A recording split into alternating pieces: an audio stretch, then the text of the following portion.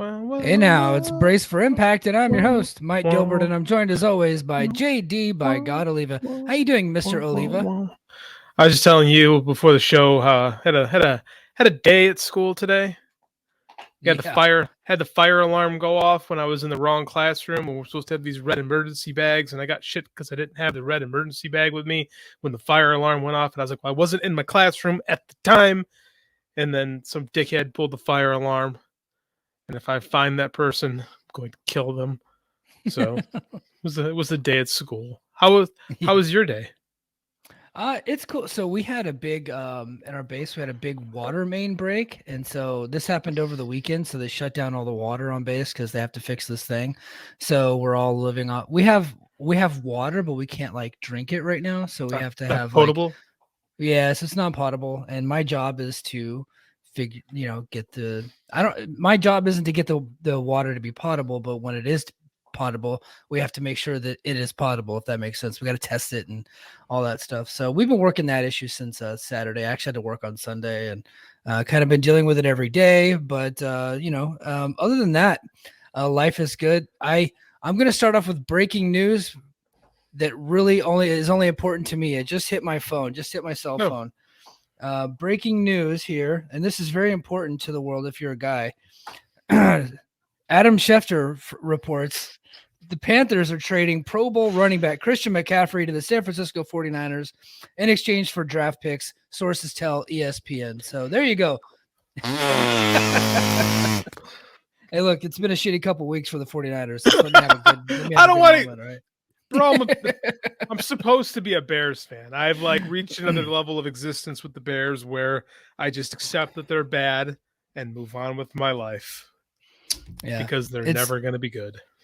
It's really just a coincidence that I'm wearing this 49ers faithful shirt and this 49ers hat because A, that's just how I dress. That's how you dress. Yeah, this is just so I wasn't meaning to start off, but so this is super funny. So my wife, she was on the Fanatics website. That's where she gets all when she gets me gifts, it's usually from there. And she was on there and she was showing me these two hats. Hey, they're 50% off. Do you want these two hats? And I'm like, yeah, she was good because your hats are old and we can just toss those and we'll get you two new hats. I'm like, okay, cool. So I think they're coming in the mail, right? It says Fanatics on the box. I go and open it and it was actually some t-shirts and another hat that was supposed to be my Christmas gift that I just opened thinking it was the two hats that I had picked out that my wife was buying while she was sitting next to me on the couch. So 2 years in a row, I've ruined Christmas in the household. I already have my gifts already. So I told her that I would wear my stuff already. So I'm wearing it tonight. Why is your wife shopping for you in October, man? So it's really hard to, so when you're in Oahu, it's the wait time. So you got to start in October if you want to get it here. But because if you wait till mid-November, the shipping times are going to be crazy delayed and then the costs go up. So you want to start in October. That makes sense. Yeah. So especially and they were telling me look, if you need more Christmas lights, you need to go now because they only get one shipment in around here. And once it's gone, it's gone. So. Okay. I get it. There are things to complain about in Hawaii, believe it or not. They're very, very meek, your complaints. Yeah. Very first world problems that I have. I'm wearing a hoodie because it's cold outside, mister. I'm walking around in a t-shirt. Yeah, well, I walk around in a tank top, but not to rub it in. We're gonna go with some semi cold breaking news. Let's go for it. I just want to play our jingle here. Our jingle. Breaking news.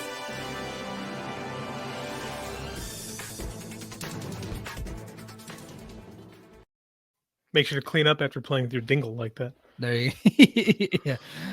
Former WWE star who was a member of the Nexus back in the day with Heath and all that crew, and then eventually was let go, and he was on Lucha Underground for a while, and I think he was on Ring of Honor for a long time.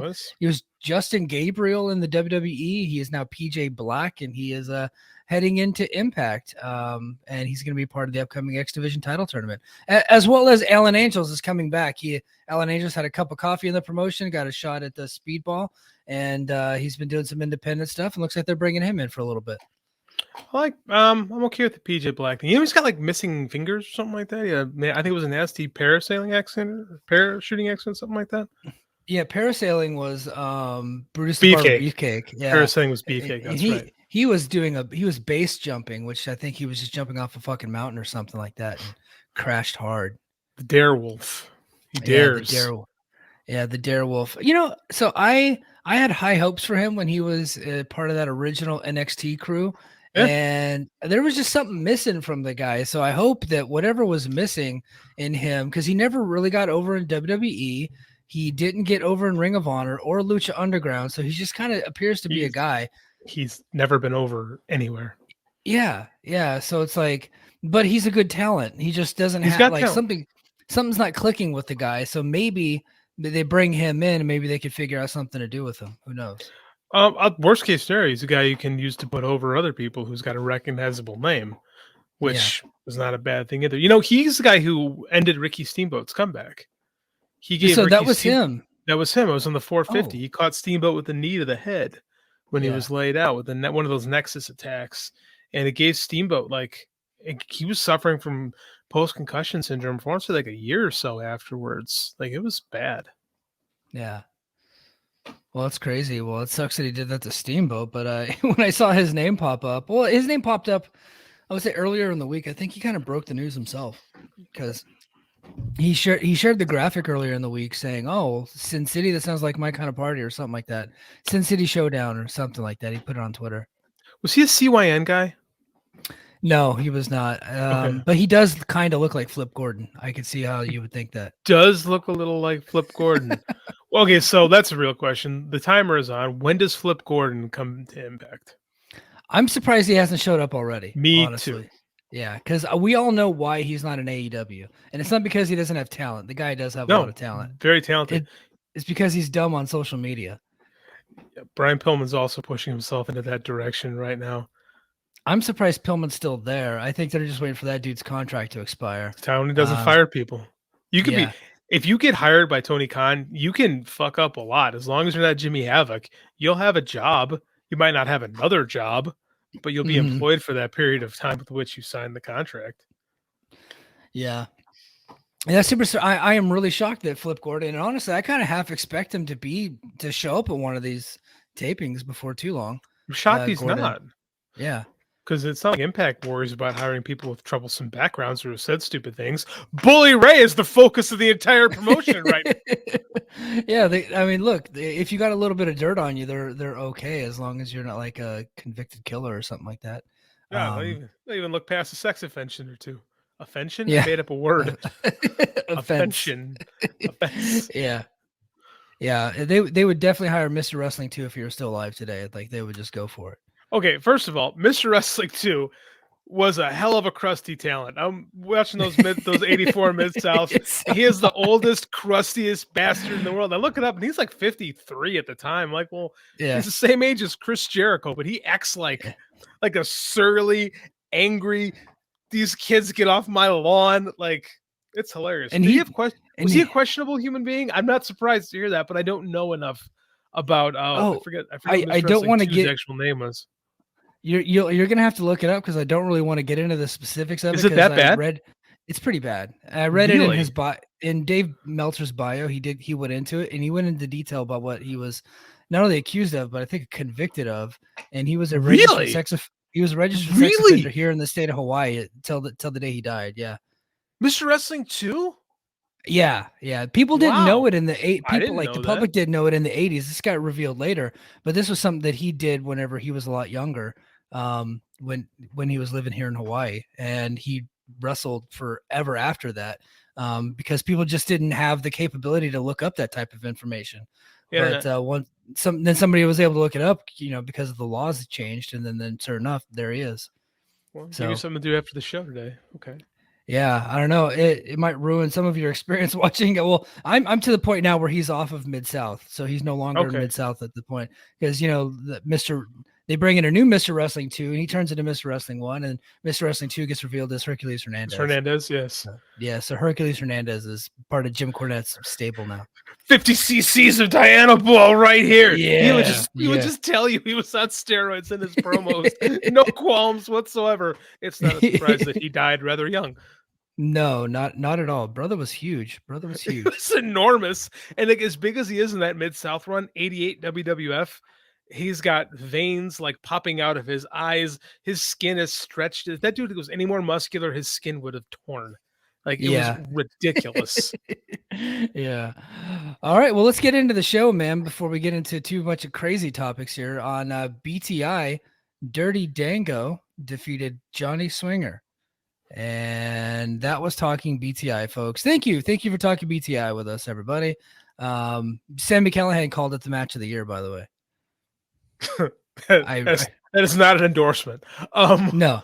Josiah messaged us. Josiah, our good friend, the recapper for Wrestling Observer, messaged us, goes, "Did you guys see Dirty Dango versus Swinger?" And I had to inform him that we are not allowed to see it because that would be a violation of our gimmick. Oh, next week that's going to be tough. You know who's on BTI next week? No, I forget. It's in the X Division title tournament. It's Black Taurus versus Laredo Kid. All those sons of bitches. A tournament match. And I was like, why the hell would they put this on BTI? I was like, oh yeah, they want me to watch it. Like, that's why you would do that, because you want somebody to see it. Yeah. Maybe Tony Khan should try that with Rampage sometime. Put matches people want to watch on the show. Be crazy. Crazy thought. Instead of just shit thrown together. Yeah. Probably. I don't know if that's going to change.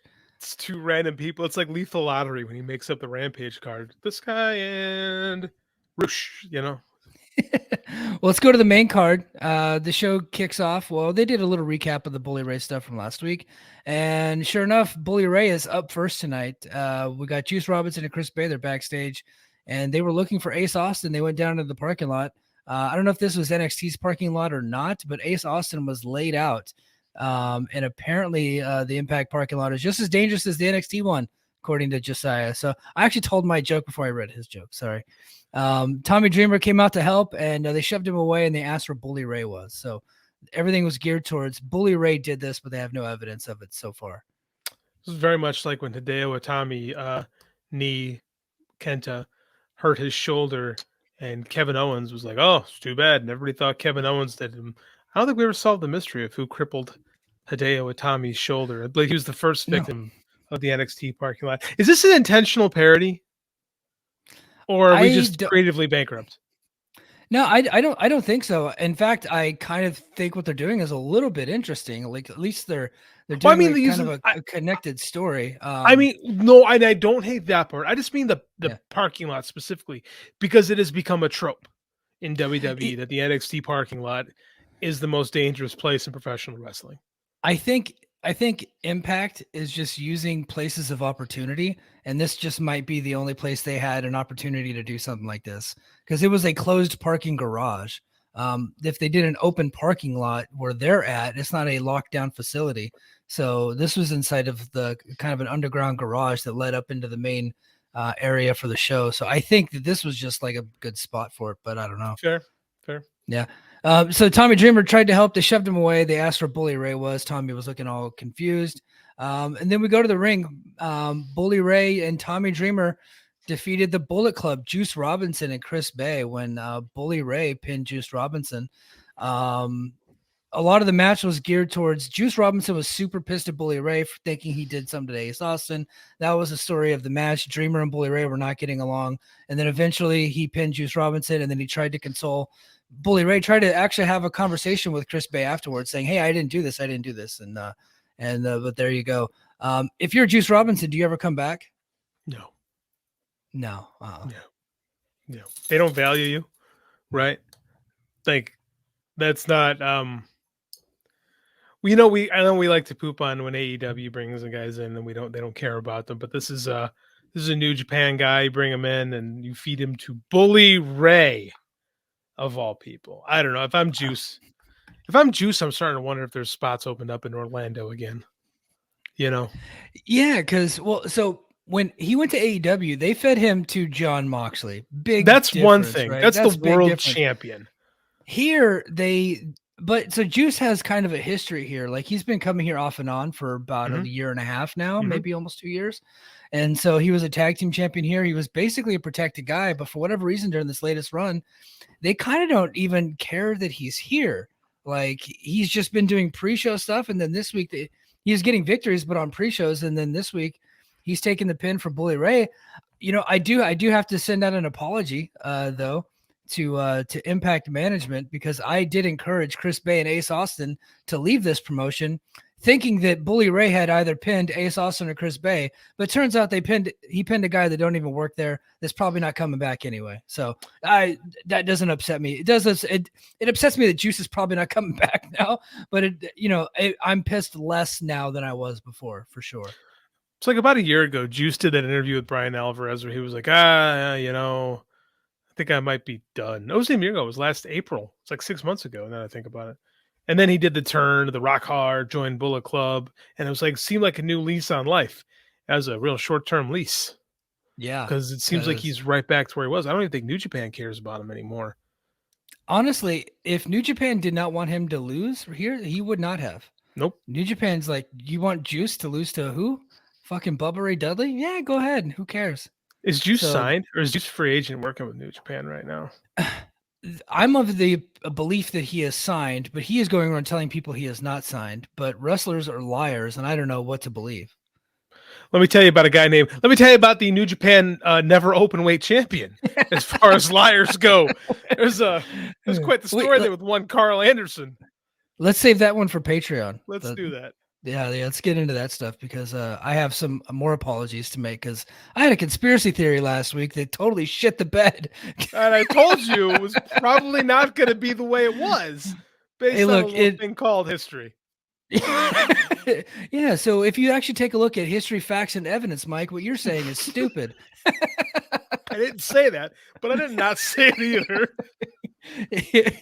You were very nice about it, but now I have to eat crow. Heath and Rhino were backstage and cut a promo about their upcoming tag title match. Rhino was awesome here. According to Josiah, he said he got increasingly intense as the promo went on, and then talked about how he was going to hit the gore on Honor No More. I dug this promo here. I like Heath and Rhino together as a team. I liked their act in WWE, and I like him here. So it's a WWE 2016 tribute act. Sure. Yeah. Like, I don't know. This is whatever. Keep going. Speaking of tribute acts, Tommy Dreamer and Bully Ray were backstage, and Dreamer said that he needed Ray to tell him that he didn't take out Ace Austin. Ray said he didn't, and was actually offended that Dreamer would think that. And Dreamer said, Tommy. Oh yes, Bully Ray. How dare you think the worst of me?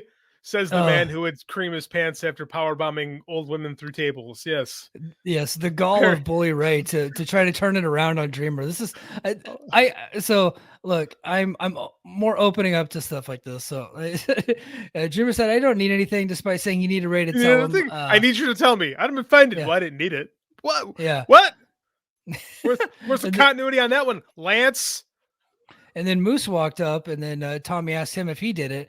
And he said, look, Tommy, I'm a scumbag. If I did it, I wouldn't tell you either. And I thought that was a clever line from Moose, further sowing seeds of doubt.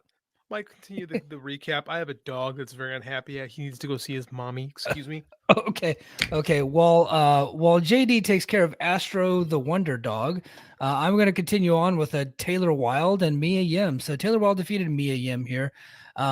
Josiah said this was a good match, and I would say it was the opposite of that. This is one of those times where, look, this show is taped, right?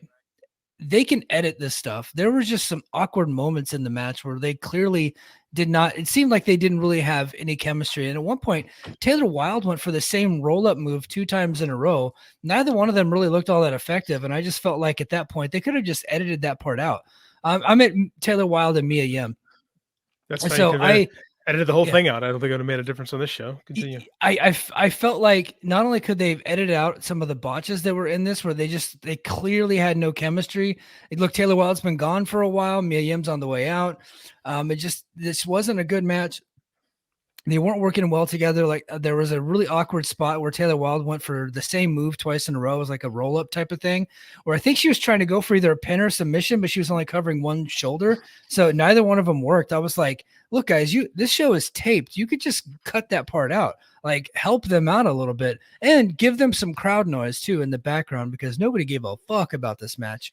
Not until the match was over and then Mickie James came out, and that's when people started to care, because Mickie James came out and she wants to wrestle Taylor Wilde because they're friends. JD, we got two friends that are just friendly, and everybody's friends, all friends wrestling. Mickie James and Taylor Wilde just want to wrestle for fun because they're friends. So they decided they're going to do that. And then while that was happening, Vex and Giselle Shaw ran down, tried to put the beat down. But then, of course, Jordynne Grace came out and they cleaned house. So there you go. That was the whole segment. The segment sucked. The match was bad. Like, all I could think is Mia Yim, not 1984 Ric Flair. She could not get a decent match out of Taylor Wilde. But at the same time, like I said, Taylor's been gone, I think, over a year now. You know, so I get it. She's a little rusty, whatever. They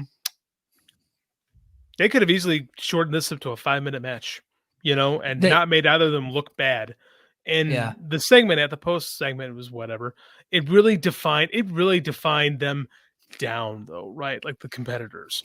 Like Mia Yim has never felt more like, and again, sort of farewell match, so whatever. Yes. But she never felt more like an afterthought, because it was mainly because that crowd just didn't care one bit about what was happening. And like I said, I went to a show with her wrestling maybe 2.5 months ago, maybe 3 months ago, where she was one of the most over people in the building. Like, it was wild, pardon the pun. It was just crazy to see how far that stock has fallen. Again, she's going to get one of those Pop 100 deals, so she's fine. But yeah, this segment was just, I didn't think it worked, to be quite honest with you. Yeah, it didn't work. I'm not all that interested in Mickie James versus Taylor Wilde, just because I think they're just wrestling because they're friends. Stakes. And There's no stakes. Well, Mickey's career's on the line, but I really don't believe that Taylor Wilde wants to end Mickey's career. And that's the same story that we just had with Mia Yim.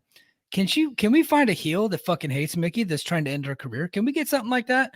Because as of yet, we haven't had that yet, even since she's put her career on the line. Right now, she's just wrestling her friends, and her friends are taking it easy on her. What the hell are we doing? Like, who cares about that? It's like Hulk Hogan in 1984. He's just working with his buddies they're bringing in. You know, that's how I feel. That's how I feel about this. Like, I'm gonna retire, but I'll wrestle you, my friend, because you're not gonna beat me. You've been gone for a year, and you look like terrible in that match. So I'll wrestle you. Like, I don't know, man. This whole thing is starting to kind of not really deliver with me a little bit. You know, it started out really good, and I thought I was really interested in it. And she beat Mia Yim, and I thought that was a really good match. But now we're doing the same thing with Taylor Wilde. It's like, oh, hey, you're a good wrestler. We should wrestle. Oh, okay, let's wrestle. I'll put my career on the line. Oh, okay, well, sure. And then let's just go have fun and be friends and be happy and merry. Now, if Taylor Wilde ends up turning on her along the way, then cool, I'm in. Taylor Wilde's not turning on Mickie James. That's not going to happen. She didn't have the charisma to pull off. No, never. Yeah. But I assume this is going to lead to Masha Slamovich. So let's just get there. I think we're going to go to Masha, and Mickey's going to beat Masha, and then we're going to go to Jordynne Grace for the title. Mickey's going to win the title. She's going to go back to the Royal Rumble, and then she's going to come back and lose it. And are we going to act like? Are we going to act like there's another? Are we going to act like this is the beginning of a new era because Triple H is in charge and he's going to show Impact the respect it deserves? Not like that mean Vince, because Triple H, he's different. He respects these other wrestling promotions. Oh, 100%. Jason Hotch, John Muse's favorite, was backstage and complaining to his girlfriend about how he lost his position in the Call Your Shot Gauntlet to someone. She asked him who it was and to say his name. And then Joe Hendry burst out of the locker room behind them, sung the opening of his theme, and then said that losing was an opportunity to learn. Hendry walked off, and Hotch turned to follow before turning back and saw that his girlfriend was wearing a Joe Hendry t-shirt. And Hotch then broke up with her and said, date him if you want. And then she asked, is he single? And Josiah called the segment a masterpiece. I got to say, I have to agree. This was a masterpiece. Is Joe Hendry booking his own stuff? It seems like it, because this is like way more creative than what I think Impact has come up with. I agree. But it's got a different flavor than everything else on the show, which I'm a fan of, by the way. It doesn't make any sense in kayfabe, but it's so funny that it doesn't matter, right? Yeah. Like, it's working. It's probably my favorite part of the show lately, to be honest with you, is everything involving Joe Hendry. Yeah, I mean, they just panned the camera back there, and she's all of a sudden wearing a Joe Hendry T-shirt, and I'm like, that's stupid, but it's funny. It It is. worked. It Yeah, does if you work. It get shouldn't, but it does. yeah. Yeah, Joe Hendry grabbed the mic and said that he was a good talker but better listener. Oh, so Joe Hendry comes out and he's singing. The whole crowd is doing the wave. They're singing his song. He grabbed the mic. He said that he was a good talker but a better listener, and that the fans believed in him. And then he proceeds to kick Jason Hotch's ass. After he kicked his ass, and then that was the end of that match. A strong segment all around. I loved it. I think this is just further proof that as much as we get into the discussion of match ratings and stars and who's the best worker and all this stuff, what truly matters, and we prove this time and time again in this sport, is personality. Yeah. If you got a great personality, you're going to get over. Like, I love our BFI chat where you have to drop the hammer on people and tell them that Britt Baker is the biggest AEW women's star because she has charisma. That's it. Yeah. Everybody's like, oh, they're going to go up there and play second fiddle to Britt Baker. Well, yeah, Britt Baker's the best they got over there. And it's not because she does 1,000 moves. Moves are stupid. Moves mean nothing if you got no personality. Sorry. Correct. And there's a lot of people out there that do a lot of great moves. Fucking Tony Nese does great moves. Nobody cares about Tony Nese. Great moves. Nobody cares about he's him. going. Yeah. Personality. Yep. Like, people can bitch about Kenny Omega. Kenny Omega's got personality. Tons of it. The guy's dripping with charisma. Maybe too much sometimes. No, but I mean, that's what, at the end of the day, that's what matters, is you get people to care about you. The best segment of the week in all pro wrestling was two dudes talking. And I'm usually people like, oh God, this is awful. But when it's done right, when you have two people who have something they can hang on to and feel and believe, it's captivating. Right? Yeah. And the match has got to be the crescendo, right? We need good wrestling at the end of the day. But personality is what is always going to get people invested. And Joe Hendry's got it right now. Now, where does it lead from here? Because it can't be funny all the time if it's going to go anywhere. But for right now, it's great. It's firing on all cylinders. I'd like to see him do a hybrid of the great entrance, funny backstage segments. But the guy has the pedigree, the combat sports pedigree, to kind of be a badass in the ring. So I'd like to see him do a lot of that stuff too. And I think, Dalton Castle comes to mind, who great wrestler. The Peacock comes out with the colors and the boys and the stuff. But whenever the bell rings, like, Dalton Castle can fucking go. And I think that we can get something like that out of Joe Hendry. Some of the best suplexes in the business, Dalton Castle. I think that guy was really on the brink of becoming a big star before his back, because his back was messed up for a few years, and he's really the Ring of Honor break, I think, has really helped him kind of get himself healthy again. So I hope that we see more of Dalton Castle. That's a guy Impact should have kicked the tires on, to be quite honest with you. He was at one of the shows. He was at one of the tapings, and I don't know, maybe it just didn't work out, or maybe there was still some injury thing there going on. But whenever they started bringing in all the Ring of Honor guys, he was one of those guys, but he never appeared on camera. So I don't know. Mm-hmm. I don't know what happened there. They just couldn't get a deal done. So who knows? Yeah. Bummer. A flashback aired of Chris Sabin exercising option C on Bully Ray. So they're tying that into the current thing. Bully buried him as being too small, but Sabin was able to win using a hammer Ray brought to the ring. Really cool. They had some huge crowds back in the day. 2013 was still part of that Bischoff Hogan era. Bully Ray was at the peak of his heel turn there, and or not his heel, but being the main event guy there in Impact. And Chris Sabin, man, won the world title. People went crazy for it. Months before Vince Russo killed all of this. It was a good moment, actually. Like, that's when it comes time to exercising option C, I still think Chris Sabin is is probably the best, most memorable one to me. Like, this was I forgot how much I enjoyed this segment.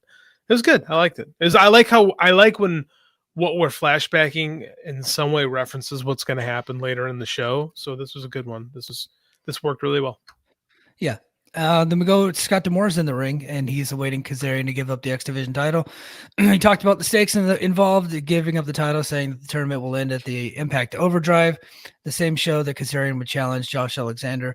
Demore and Kazarian tried to make it seem like the division title mattered because it showed Kazarian that he could still go. Kazarian talked about what Impact meant to him. So this was a great promo by Kazarian, by the way. I really did enjoy the promo. He said it's where he became a star. It's where he met his family. The reason why he has his kids is because of Impact. And he said that he's got one thing left to prove in his career, and it's going to be if he doesn't win the world title, he's never going to be happy with himself. And then at that point, Steve Maclin attacked him from behind. Hit him with his spear there in the corner, and then Josh Alexander ran down to make the save. So despite the ridiculousness of him dropping the title, despite that, so let's just throw that to the side. Let's cut that part out. Option C not being the best idea, because I don't like that they're doing the Option C thing. I thought the segment was very good. I thought Frankie Kazarian was great here. He's a much better promo than I think people give him credit for. And he doesn't really get the opportunity to do that where he's at right now in AEW. So it's kind of cool to see him coming over here and he's getting these opportunities and he's really just hitting it out of the park. I think he's a better promo now than at any point he's been. I think he's always been an underrated mic guy. Like he's not somebody you think of as a mic guy because he got pigeonholed as a moves with a Z guy, right? Yep. But he's always been pretty charismatic. I think he's one of those guys that as he gets older, he gets smarter, right? Mm-hmm. And I think he's just figured out how to make his moments count and he really make his words count, right? I think this was good. This is a really good promo. I loved it. Yeah. Yeah, I loved it too. Still not a fan of Option. Option C doesn't. This whole thing is Option C doesn't bother me as an idea in theory. But in theory, execution in this sense did not really work out that well because he didn't need to cash in the X Division title to get the title shot because Bobby Fish just got one by asking for it last week. And also he hasn't cleaned out the X Division yet. So why is he cashing in the title already? Now, if he would have come out and said the reason why he's doing this is because Tony Khan's only allowing him one more match in Impact and he wants it to be for the world title and he's going to take it back to AEW. Storyline. That makes sense. And he's like, look, I'm not going to take both titles, but if I'm going to take one title with me, I'm taking the world title. Right. Or he said, look, Tony Khan said, I can't be here anymore if I'm not the world heavyweight champion. So I got to go for the world heavyweight, say something like that. Make Tony the heel. They already fucking hate the guy anyway. Say, look, Kazarian's just trying to get this thing, do something like that. But instead it's like, I won this title, but I love this title. It means so much to me, but I really don't care about it that much. I want that title. And he said that this X Division title reign that he has is one of his most important title reigns, but he hasn't even defended the title. It was a day. Yeah. This and we sacrificed Speedball. Again, I firmly admit that I'm not the biggest Speedball fan, but they were building the guy. Like he was protected. He was getting over. People liked it. The work was good. The matches were good. And now it's just like, well, we're going to take all that crude interest that we have and we're going to put it on this guy from another company who's only going to work with our world champion in one PLE event, and then he's gone. Yeah. And then what? Like our X Division title is not in a better spot. And if, say, Speedball wins, you're right back where you started from. What was the point of this? Frankie could have come in and beat, I hate to say it, but an Ace Austin or something like that, and then challenged Josh the next night. Like he didn't have to beat Speedball. Could have beat Trey. He could have beat. There's a million guys who are stuck in the mid card right now that would have been fine with the loss to Frankie Kazarian. Then it wouldn't have mattered. They would have had a great match and have been like, oh yeah, he had a great match, and we would have forgotten about it. But like feeding your X Division champion to a guy from another company who then goes, hey, here's my title. Like, that's what it feels like to me. Like, I'm not a fan of how Option C was used here. Yeah. So the story surrounding everything, not a fan of it all. Yeah. The execution of this promo. And they're great. They're building some heat between him and Josh, which also great. And then now you have Steve Maclin out there lingering around. And then you still have the idea in the back of your head about Bully Ray. So Eddie Edwards arrives at the Impact Zone, and Alicia Edwards arrived asking where he was. Anna Moore showed up and asked him the same. Edwards said that his wife was right, and when she said this has to end, and Edwards walked off enigmatically, with Alicia and Anna Moore looking on confused. And then we go into another backstage segment where Kazarian and Alexander were backstage, and he thanked Alexander for helping him and asked what was up with Maclin, and then told Alexander not to trust Bully Ray. At one point, he said, look, I have a partner. If I needed someone to have my back, he would be here. It kind of like made it seem like we're going to see Christopher Daniels at some point. I don't know. Maybe was I the only one that caught that, or No, I that thought was so too. I thought so too. Won't be Scorp. He's hurt. But Christopher Daniels Yeah. makes sense, especially here. And he's been in and out of Impact too since the AEW thing started. So, yeah, why not? Yeah. Lord knows he's not going to miss out on doing talent relations at AEW. Yeah. Oh, here, talk amongst yourselves. I have to make a note real quick because I have Go an ahead and make a idea. note because I have a comment to make. Does it Go seem like make you a that, comment. does it seem to you like Lish and Eddie don't talk at home? Where they That's show what up it to the seems arena. Where I'm talking, Rich is like, well, what are you gonna do? And he'd be like, what the fuck you think we talked about last night for 2 hours? Like, I hate when they do that in wrestling, where they pretend that these people only talk to each other at the shows, including married couples. Like, that was so Yeah. stupid. That was so stupid. Like, why Yeah. I don't know what my husband's gonna do.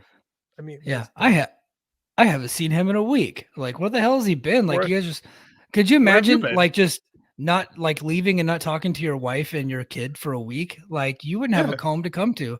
Your wife would fucking hit you in the head. My wife would kill my ass. Yeah, my wife would show me, like, where the fuck have you been for a week? Like, I got stuff in my mind. She'd hit you. She's like, I want the match. Yeah. Yeah. Next we go Eric Young with Diener. He defeated Rich Swann defeated Eric Young, didn't he? I think so.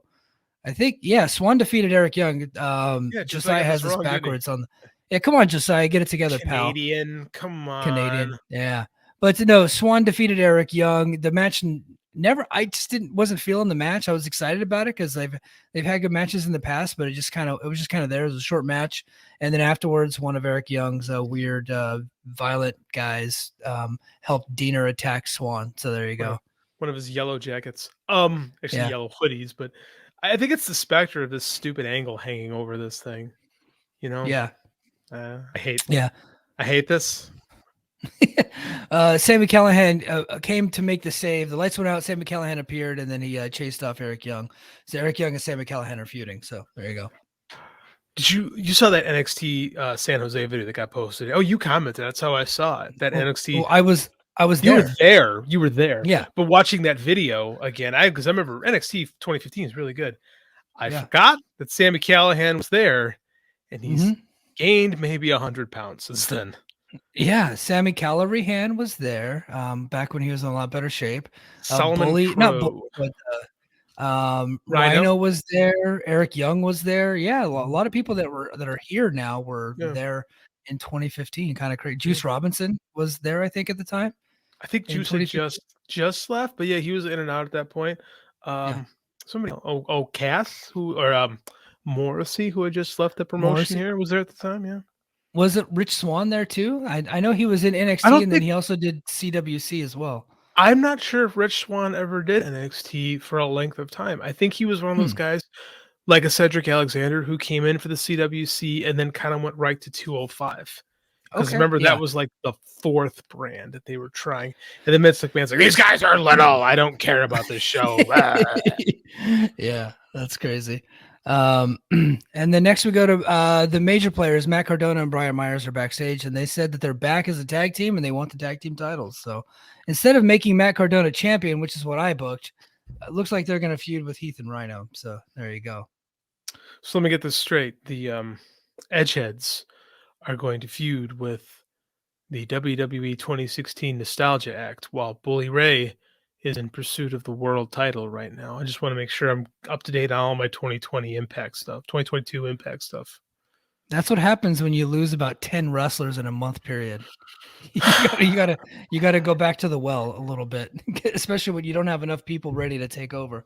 It's enough to get me to start drinking, man. So I'm going to tell you something that I liked. Rhino and Heath defeated the Kingdom for the Impact World Tag Team Championships. I didn't like the fact that they beat them. I was on the edge of my seat for this one. I had no idea what was going to happen in this match. I just kind of liked the match. I thought I already knew who was going to win. I didn't know how they were going to win. The crowd was into it. This is probably the hottest the crowd had been all night. Look, Heath and Rhino were over. The Kingdom are great heels. I thought this was a really good match.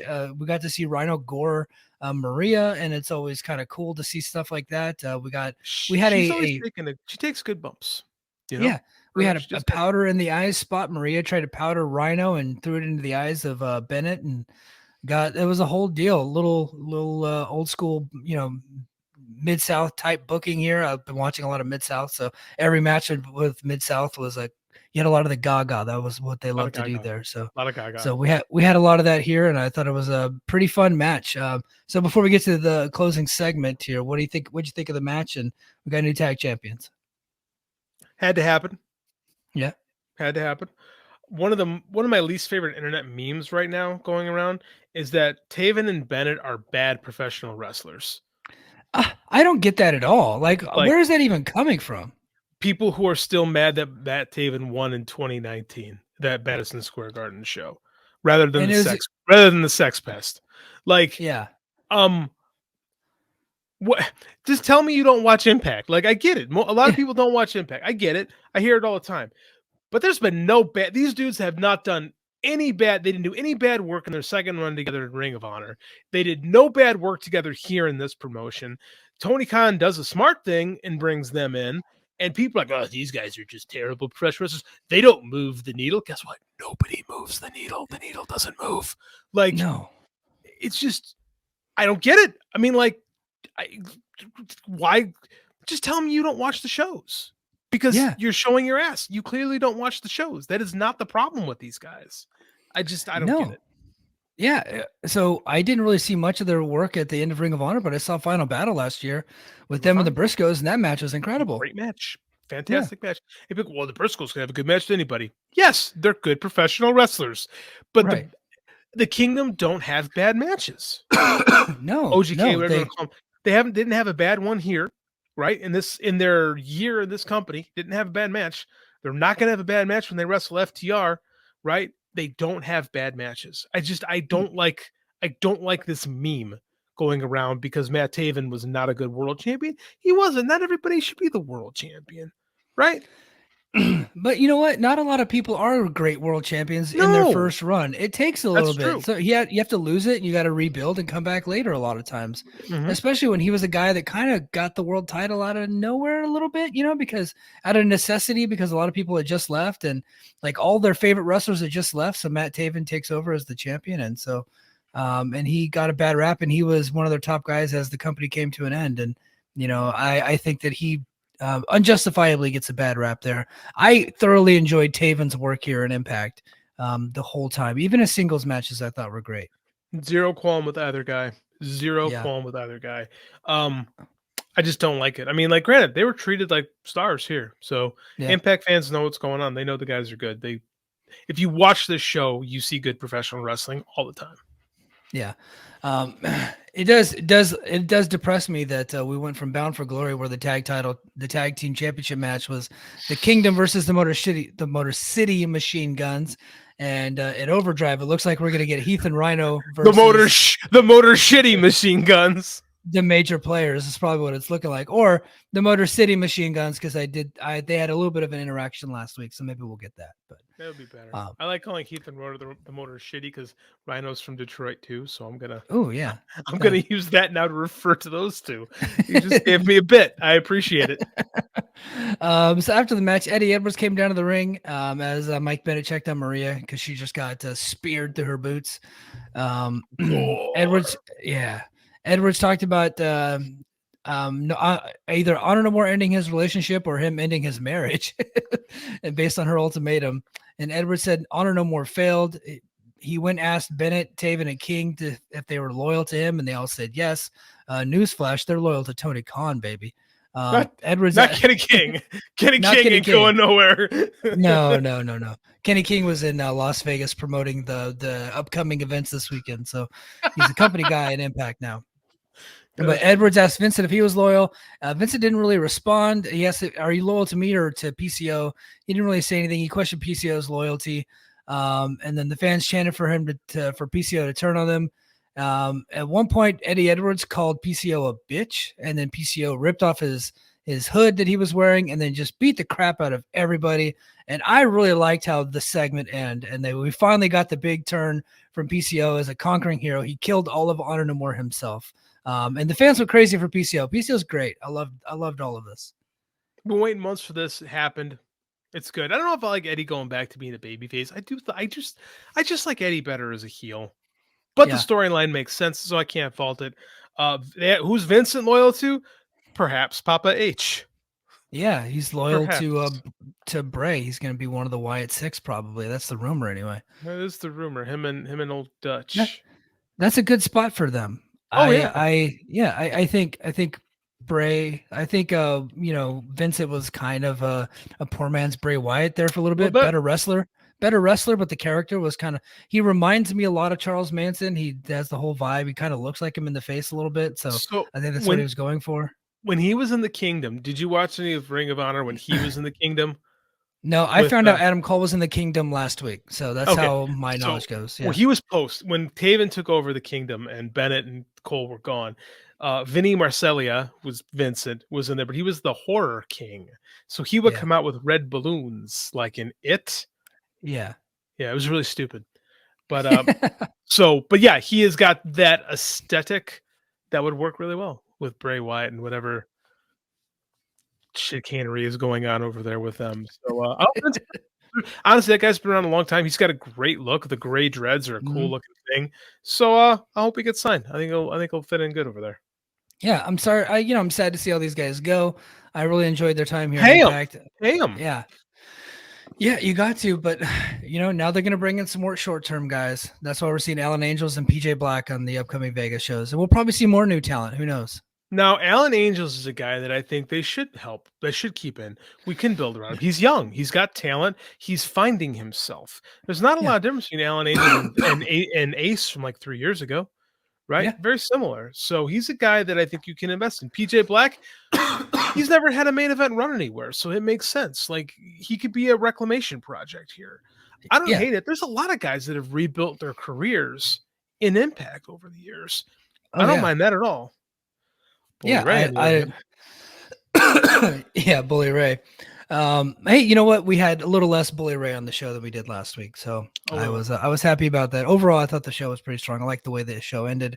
Finally got the big payoff with PCO, and I'm not as mad about Bully Ray pinning the Bullet Club because he pinned Juice, and apparently nobody cares about Juice. So there you go. I'm not sure how much Juice cares about Juice, to be quite honest with you. If he's allowing that to happen, yeah. His wife makes a lot on the OnlyFans. She's the AEW Women's Champ. She's actually kind of turned into the workhorse of that division over. She had like 8 straight weeks in a row where she's having kick-ass matches on TV.